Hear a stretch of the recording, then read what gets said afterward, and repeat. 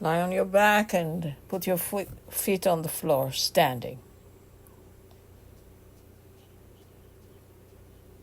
Extend both arms to the sideway, exactly to the sideway. Exactly shoulder height. Bend your arms at your elbow so the hands are like two candles of the Chanukia, pointing towards the ceiling. And in this state, slowly, slowly, and make sure that it is exactly to the side. Slowly try to bring both arms down towards the floor in the direction of the head. It's just 90 degrees from the body.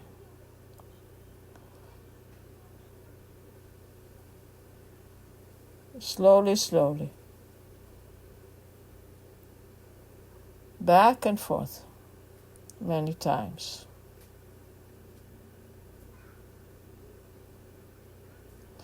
The essence of this lesson is the accuracy, exactly, precision, so that the right angle will continue all the time and stay. The distance between your hands is equal to the distance between your elbows. Your hands are not coming closer or further than your elbows. This is very hard to know. Everybody feels that I'm doing it perfectly, but when I look at you, I see 2 or 3 that do the right thing. All the rest are just going a little bit to the outside, a little to the inside. The problem is that you don't know what you're doing. Nobody can help you in this situation.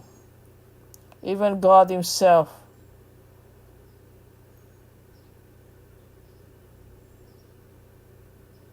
Now, look, right and left. So arrange your hands to see that your organization is what you think. Is it what I think, or is it not what I think? And if it's not what you think, slowly train your feeling.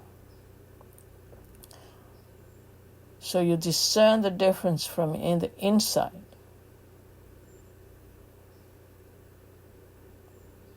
Am I moving in the accurate location? Or am I inaccurate?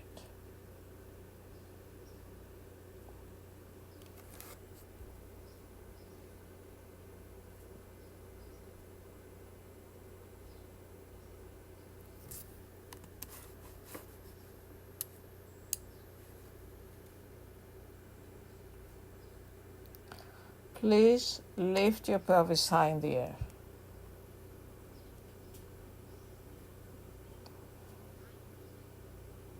Notice how your arms, the back of your hands, are placed.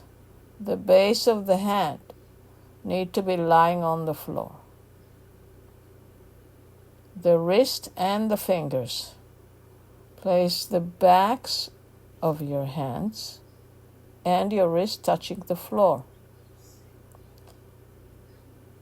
This place, the wrist, this has to touch the floor. It is easy when you lie on your back with lifted pelvis.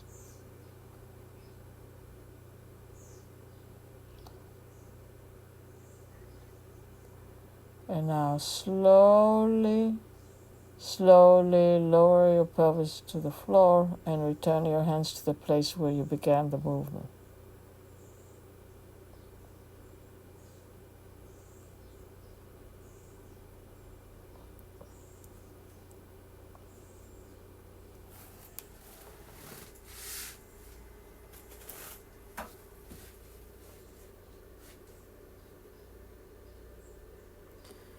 Even though I was making my remarks, there are many people who do not listen. They put their hands at a 45-degree angle to their side and they don't pay any attention. Your arms should remain with the right angle at the elbow. You need to look with your eyes and make sure your arms maintain the right angle.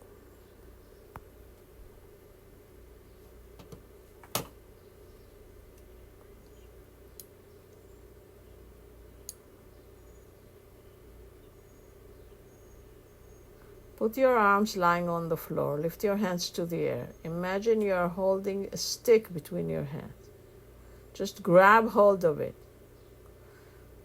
Close your hand into fist.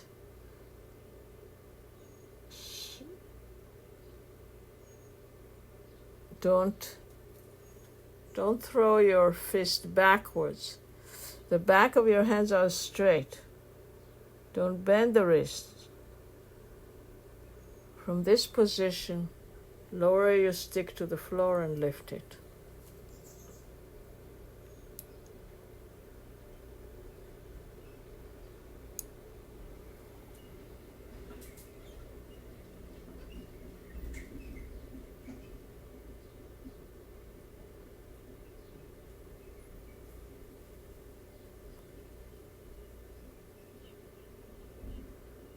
Keep that distance of the stick. The stick cannot shorten. Your hands cannot turn as they wish. Your hands are holding the stick. How can you hold the stick in this way that is not straight? The stick cannot fold. Some people cannot do it.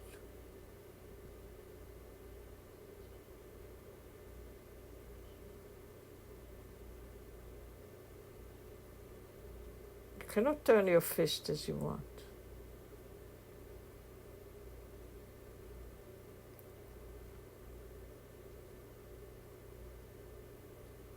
Let it go and rest.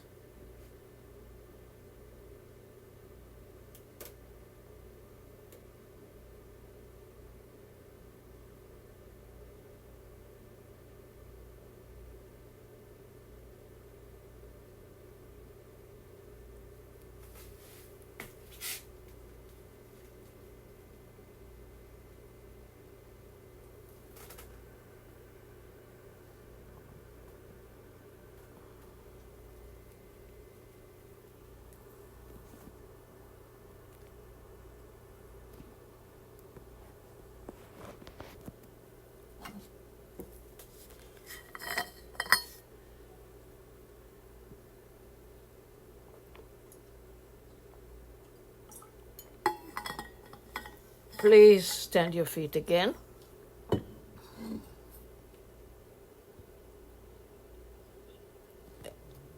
Extend your arms exactly sideways. Bend your elbows like before. Towards the ceiling, hands towards the ceiling. And from this position, lower both hands in the direction of your feet. In the direction of the feet.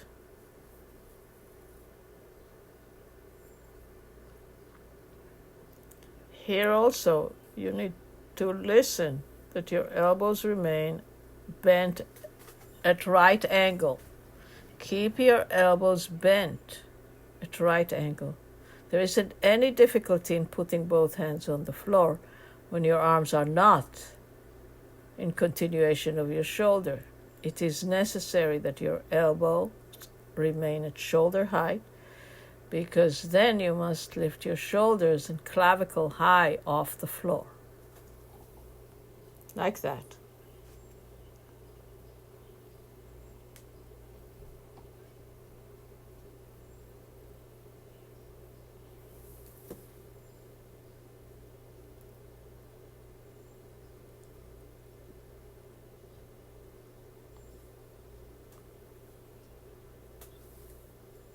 Try lift your head off the floor. It will be easier to put your hands on the floor. Pay attention that your palms touch the floor at exactly right angle to your elbow. This means that both hand and forearms are parallel. Slowly lower your head to the floor and sense how your shoulders at the front of your body must lift high.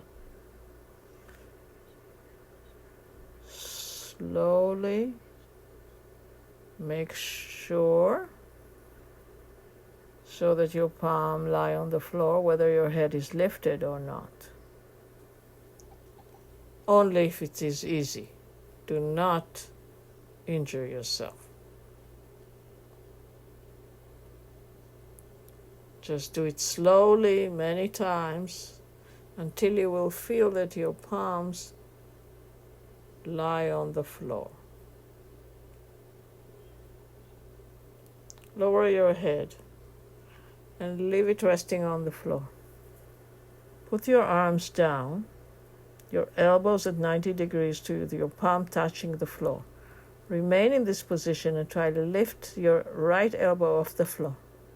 Only the right elbow.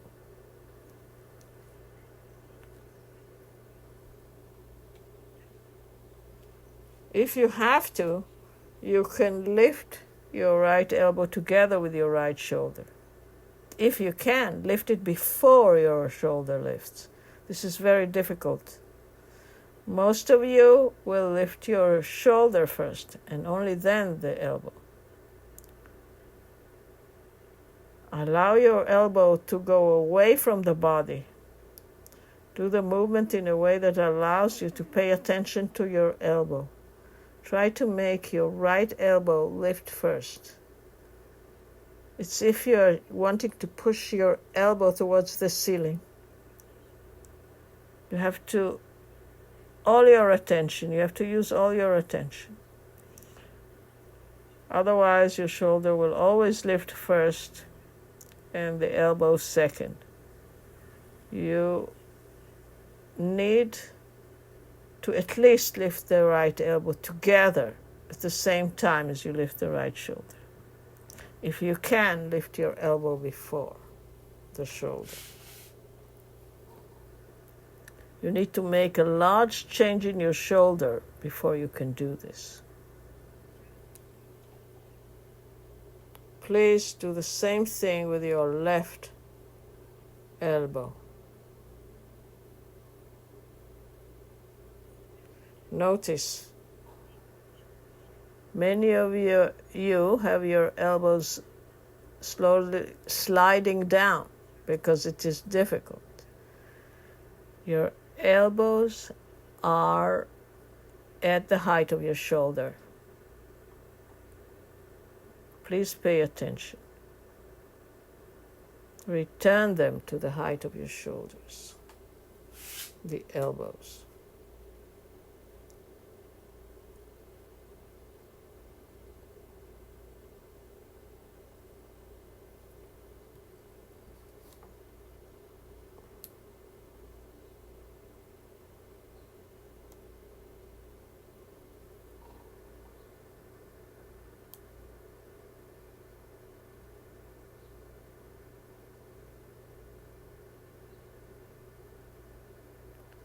Leave it alone and rest a moment.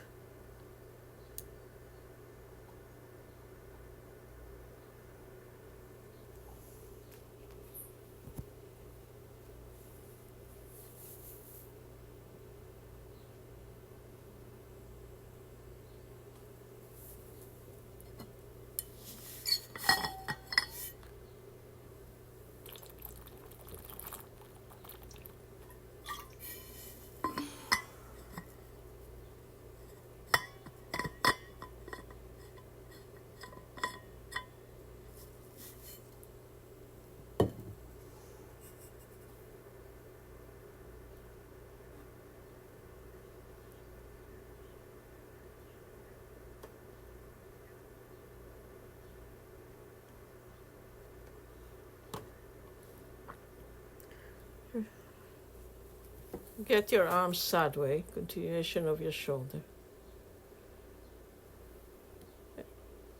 And again, raise your hands in the air with the right ankle bent in the elbow, and slowly lower both arms to the floor. Lift your head also. Everything has to lie on the floor.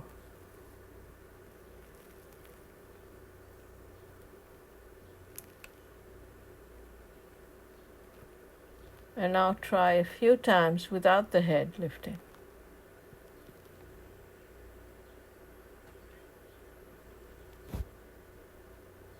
Notice how your shoulders became much wider now.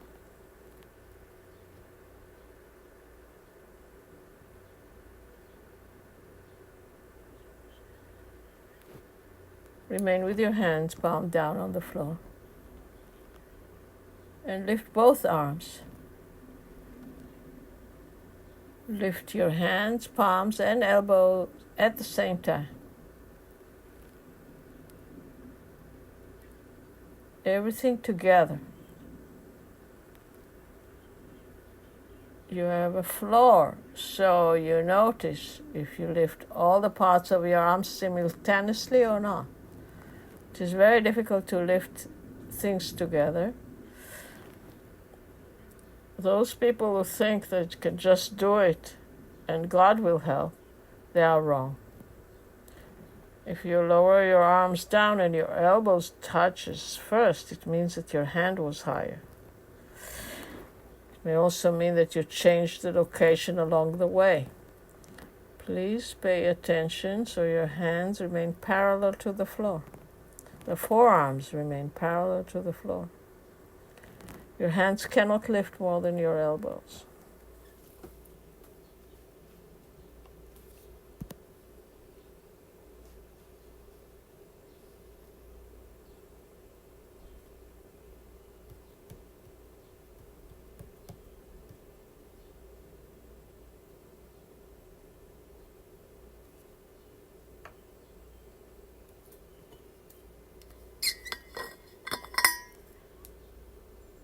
Please let it go and rest.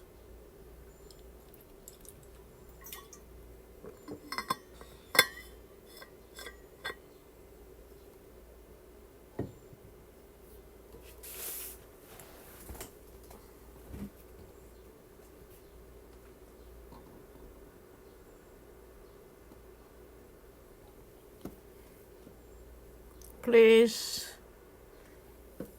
arms out sideways in contention of your shoulder.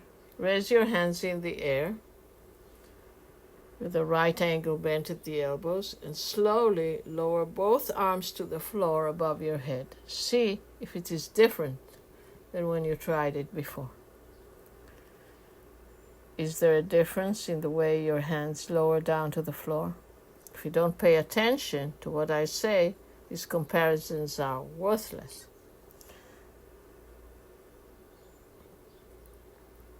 If you do the movement one time with your legs standing and the other time with your legs long, how can you have a difference that is not too large for you to know? It is tiring always to say the same thing. Now begin moving one hand up and one hand down.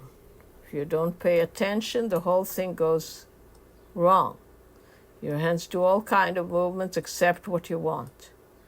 Turn your head to look at your elbows. At each time, which side is easier to look at? If you don't think much, you will see that your head always looks at the hand moving above your head. It is harder to look at the hand that is moving down, closer to your feet.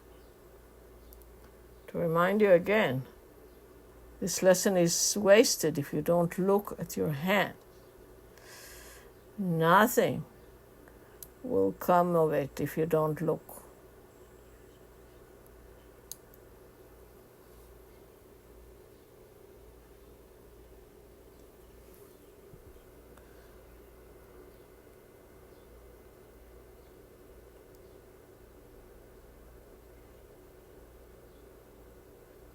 I won't remind you again. If you want to sleep, you can go to sleep.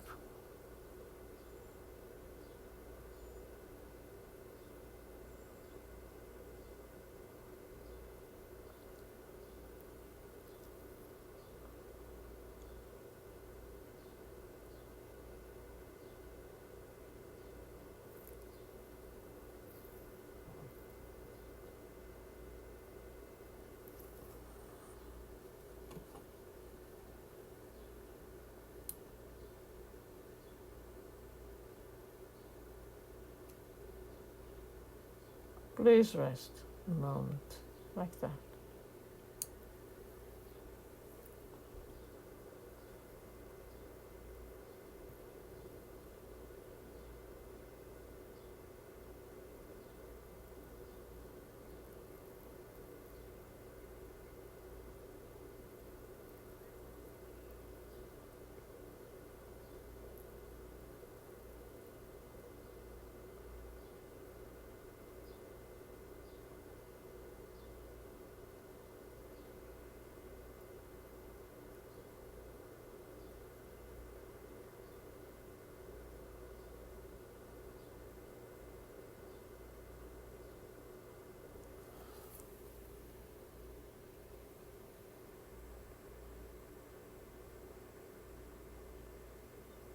Now try again.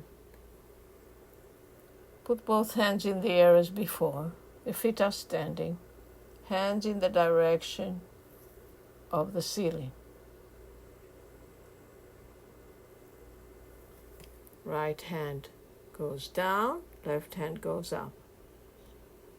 And gradually straighten your arm and continue turning them. The right arm will straighten, so the back of the hand will lie on the floor. And the left hand will turn so that the left thumb lifts off the floor. So you're turning the hands.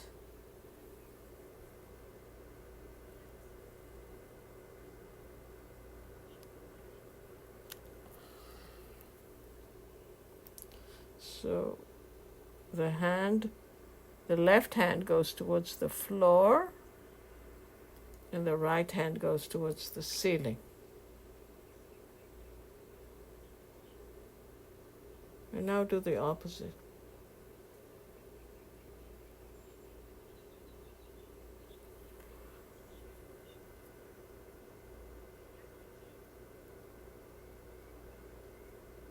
Your left hand straightens and turns until its back lies on the floor. Your right palm rests on the floor. Of course, these hands need to be shoulders height. As you can see, your arm tends to shift down because your shoulders are clumsy and the spine is not flexible. Try to do it slowly and keeping your arms at shoulder height. Each time your arms will remain closer to the height of your shoulder.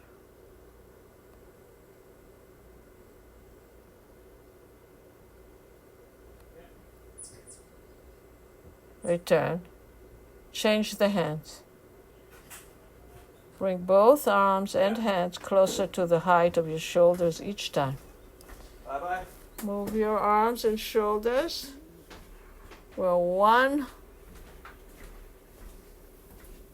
Your arms and your shoulders are like one long wet sheet that you are wringing dry. You turn the sheet in one direction at one end and in the other direction at the other end. You will never get what you want as long as you don't pay attention or you don't know what you're doing. Every time you look at someone else instead of gaining understanding of yourself, you lose the opportunity to learn something. For us, it is important that your system learns to feel, to understand, to discern, not just to imitate. When you look in a book or imitate someone instead of thinking for yourself, you can only do what others have already done.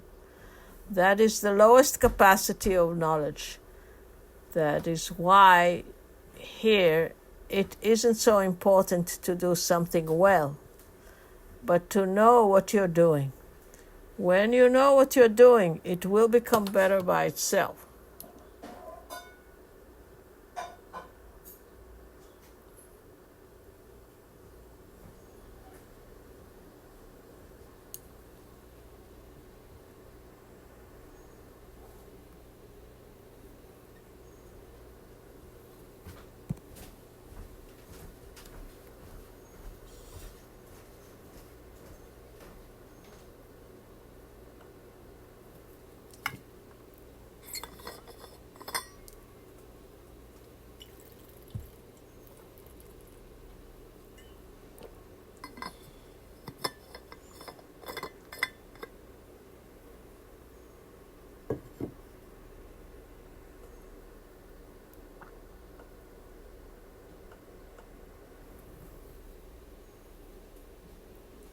Leave it alone and rest a moment.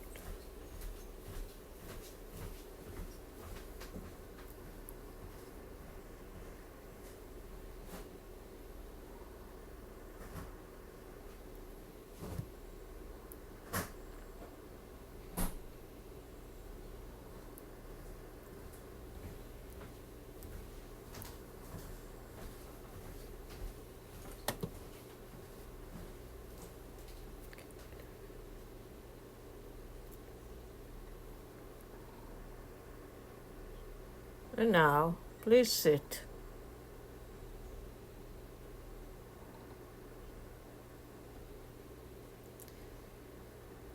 Place your soles over your feet, facing each other.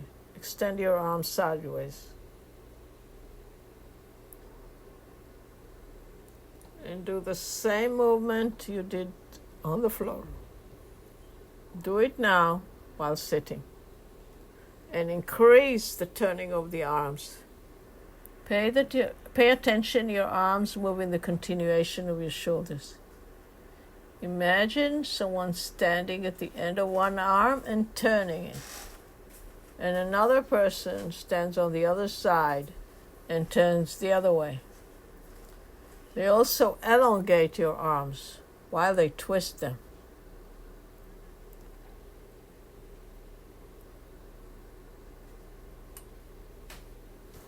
Both arms must be continuation of your shoulders. One arm does not go backwards or forward or up and down. They have to stay at the same height.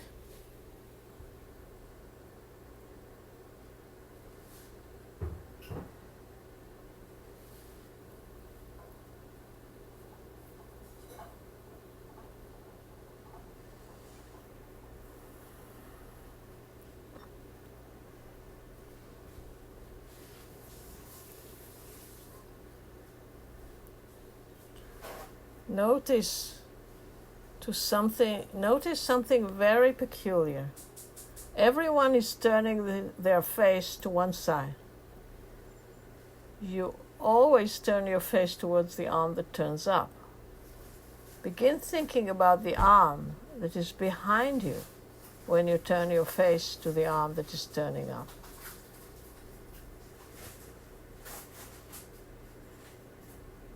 Do that each time until thinking about the back arm becomes easier. It is very difficult to do.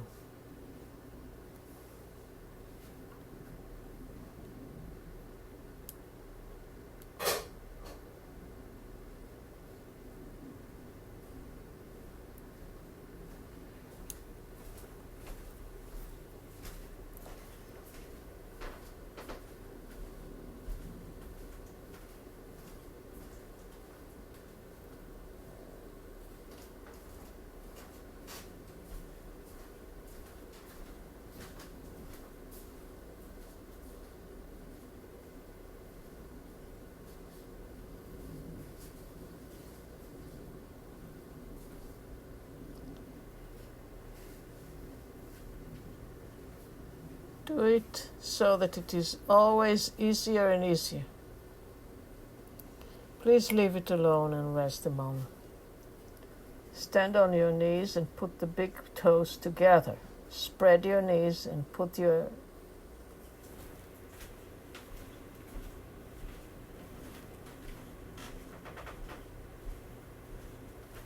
toes extend backward. Extend your arms in the same position and do the same thing.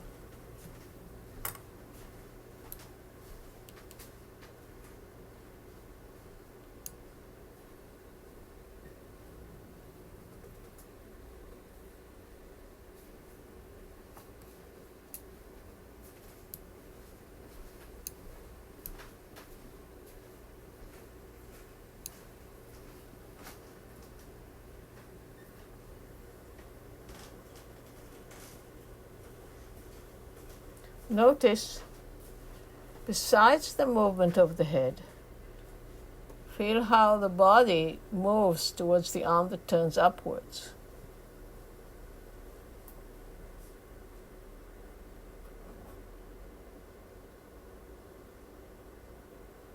It is not only your arm and your head that turn to that side. The whole body begins leaning to that side.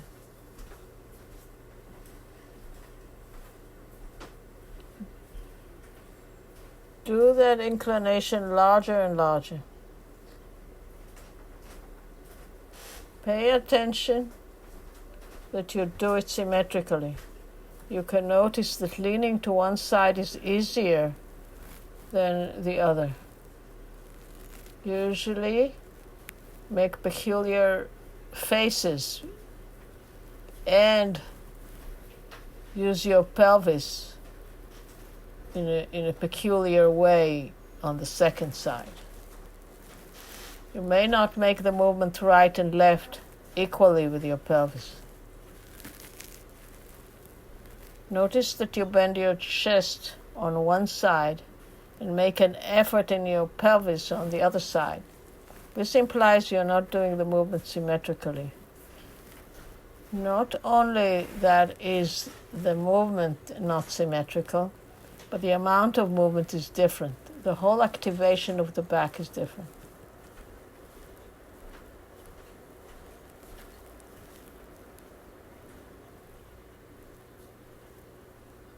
Now try to make the opposite movement for a movement.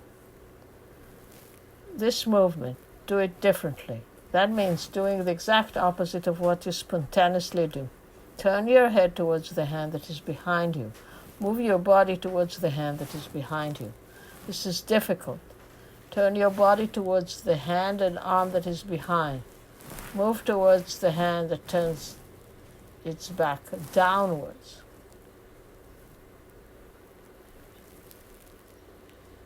Turn your head and body in that direction.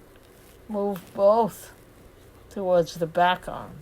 You will see that as long as you cannot do the opposite, you don't know how to do the regular pattern.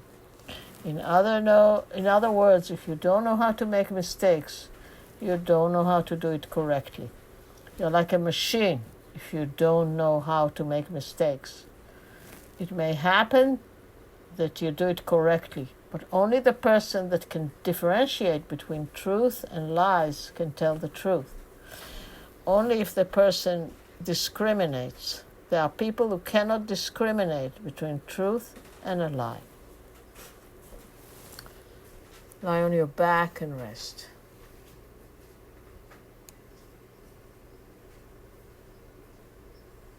Please return to your knees, standing on your knees, and place the right foot standing on the floor. Extend your arms as you did a minute ago and begin twisting them. Continue making the normal spontaneous movement. While your arm turns up, bend your head and move it under your arm. Move your nose towards your armpit. Your face and head go under your arm that turns upward. Bring your nose under your armpit. Just try. Move as if you need to look under your armpit. Continue like that. Your nose must turn to your side. Your intention is to continue this movement until your head can bend under the armpit. Bend your whole body and head forward until you can turn your head under the armpit. Look behind you from underneath your armpit. Don't look down to the floor, but behind you.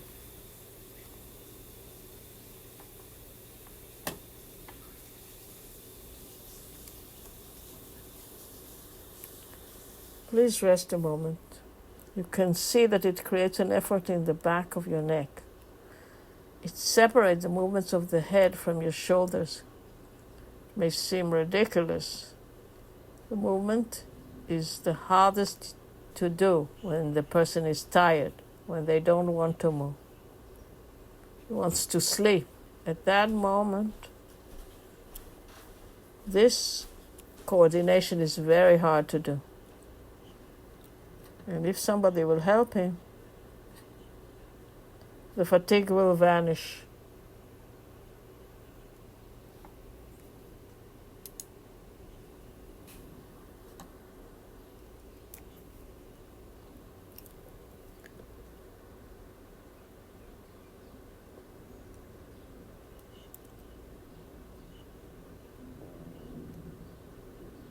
It becomes clear because it helps organize the holding of the head. These are the muscles that direct the head along with your shoulder. You already know that you hold your head and arms together for most movement. That means that these muscles always work, and fatigue always expresses itself in these muscles first. Returns to your knees and place your left foot standing on the floor. Listen to the content of the movement and not to the movement itself. Your intention is to move your head and face under your arm, despite the difficult configuration. It is important that your face tries to look behind your armpit, so you can notice where in the back of the neck you need to do the movement.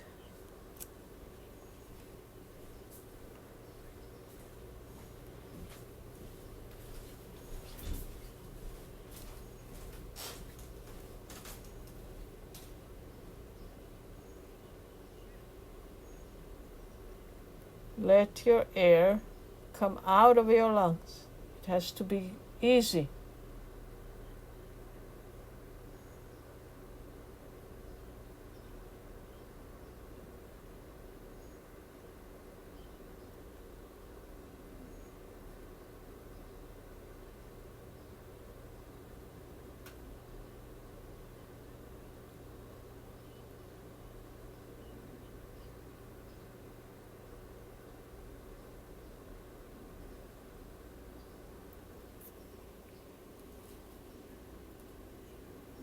Let that go and lie on your back.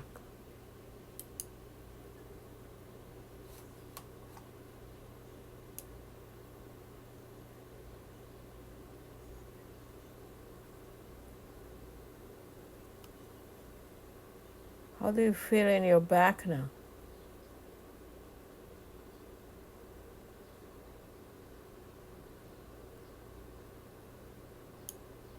How are your shoulders lying on the floor?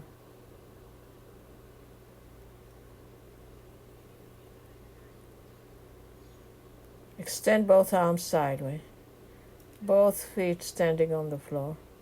Bend your elbows and arrange both arms like Chanukia, like the Chanukah candles. Try to put them on the floor about your hand. How does it feel? How is it compared to before? How do your hands lie on the floor? Are you more or less accurate than before? Is it easier for you to maintain the right angle? Bend at your elbows now. Except for 2 or 3 people, everyone has hands that lie as if they were molded like that. Most have arms that lie completely on the floor. In other words, they have introduced organization to their shoulders, chest, clavicle, and shoulder blades have organization instead of chaos.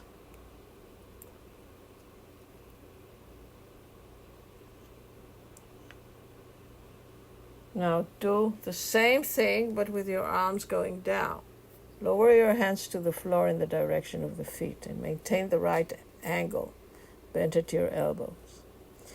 Notice how much better this is. The movement improved so much that you can wonder what was the big deal before. You wonder why was it so difficult to do before. It is so easy to do. It's so simple to do. When your shoulders lift, the chest softens, and when your head knows what you're doing. This is simple.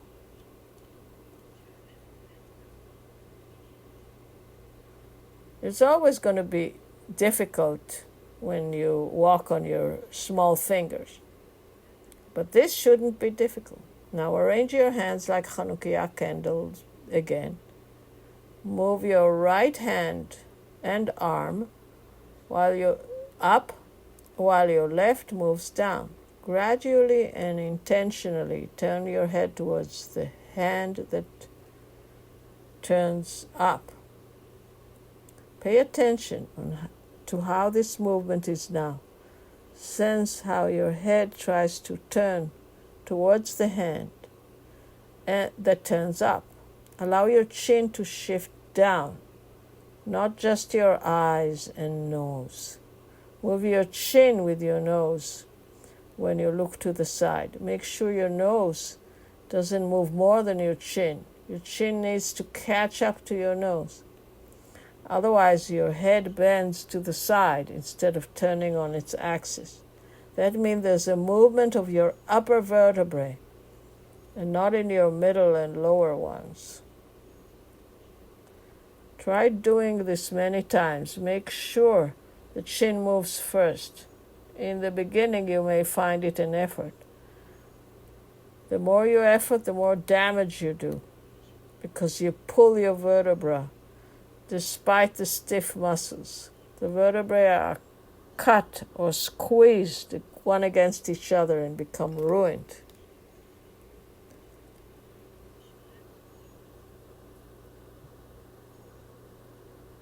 The change should be all over the spine. It is necessary to lengthen your spine and move your head lightly and easily. This is something you can only do lightly. Don't try to force. The opposite will happen.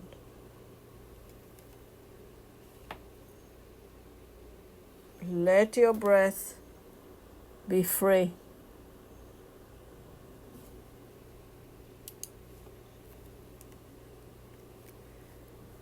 Just the more lightly you move, so you can reach the place where you learn.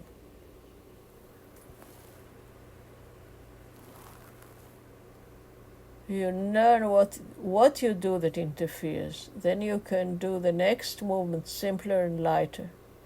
Changes need to occur in your whole spine and muscles of the chest and the ribs. If your spine doesn't move, it doesn't permit the head to move. So get up and walk around. Pay attention to your feeling of walking after this lesson.